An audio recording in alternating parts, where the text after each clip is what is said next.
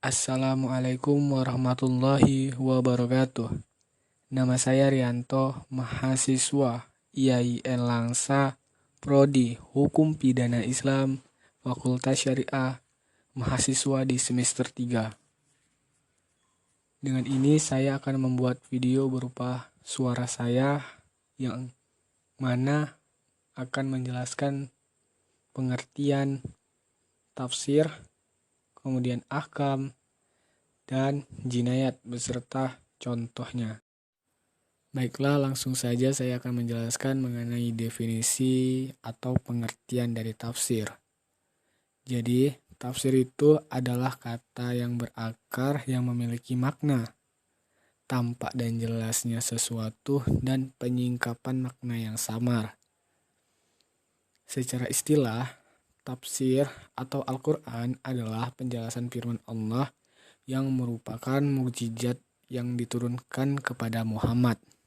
Asyuti menukil dari Az-Zarkasyih menjelaskan pengertian tafsir sebagai ilmu untuk memahami kitab Allah yang diturunkan kepada Muhammad, menjelaskan makna-maknanya, menyimpulkan hikmahnya, dan hukum-hukumnya.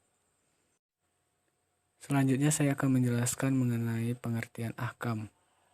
Ahkam merupakan bentuk jamak yang artinya hukum.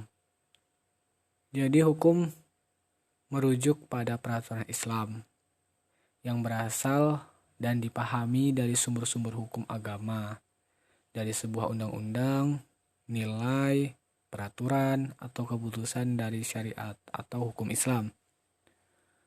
Untuk sampai pada suatu doktrin hukum baru atau hukum, seseorang harus menggunakan metodologi yang sistematis yang digunakan untuk mengambil makna dari sumber-sumber. Jadi untuk 5 bentuk hukum ini adanya tindakan seseorang muslim harus dilakukan sesuai dengan hukum Islam. Selanjutnya menjelaskan mengenai jinayah.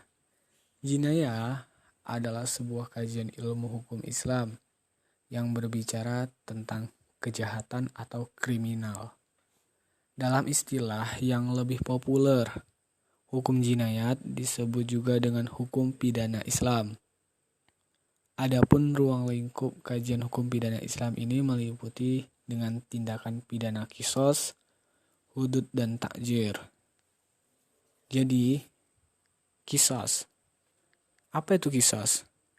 Qisas adalah penjatuhan coba sanksi yang sama dengan yang telah pelaku lakukan terhadap korbannya. Misalkan, pelaku menghilangkan nyawa korbannya, maka ia wajib dibunuh, kecuali keluarga korban memaafkan si pelaku. Maka pelaku hanya akan dikenakan denda yang dinamakan dengan diyat atau denda sebagai pengganti dari hukuman. Syarat dari qisas. 1. Si pelaku adalah orang yang sudah dewasa, maka tidak akan terjadi qisas atas anak kecil. 2. Si pelaku adalah orang yang tidak gila atau memiliki akal yang sehat. 3. Si pelaku bukanlah orang tua. 4. Orang yang terbunuh memiliki derajat yang sama. Misalnya seorang budak membunuh budak yang lain, maka budak tersebut boleh diqisas. Kemudian hudud.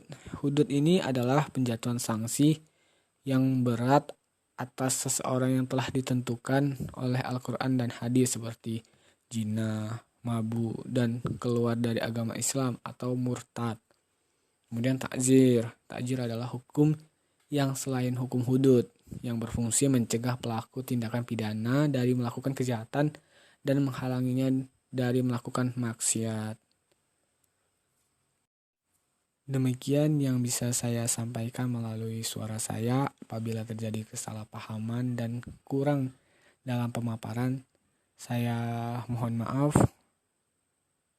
Wassalamualaikum warahmatullahi wabarakatuh.